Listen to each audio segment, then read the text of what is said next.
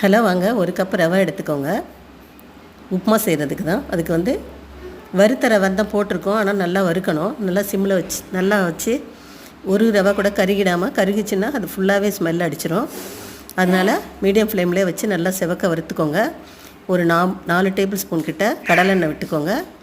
1 spoon கடுகு, அரை spoon உளுந்தம்பருப்பு, 1 டேபிள் ஸ்பூன் கிட்ட கடலைப்பருப்பு போட்டுக்கோங்க. ஒரு 4 பச்சை மிளகாய் போட்டுக்கோங்க. காரம் கம்மியாக வேணும்னா 3 போட்டுக்கோங்க. நான் ஒரு 10 முந்திரி பருப்பு போட்டிருக்கேன், அதையும் போட்டுக்கோங்க. இருந்தால் போடுங்க, இல்லைன்னா தேவையில்லை. ஒரு பெரிய வெங்காயத்தை கட் பண்ணி நல்லா பொடியாக கட் பண்ணி போட்டுக்கோங்க. ஒரு 1/4 ஸ்பூன் ஜீரகம் போட்டுக்கோங்க, நல்லா வாசமாக இருக்கும்.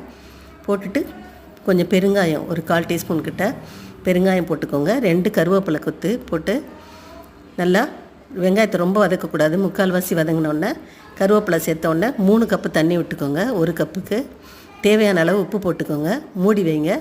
நல்லா மலமலன்னு கொதிக்கும்.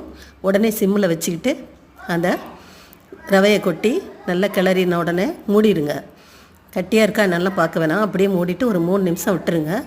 விட்ட உடனே பாருங்கள், அந்த தண்ணியெல்லாம் இழுத்து சரியாயிடும். நல்லா பஞ்சு மாதிரி வெந்திருக்கும், சூப்பராக இருக்கும்.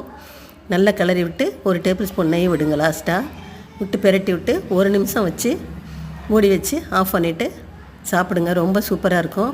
நைட்டில் சாம்பார் வச்சு சாப்பிட்லாம், சட்னி வச்சு சாப்பிட்லாம்.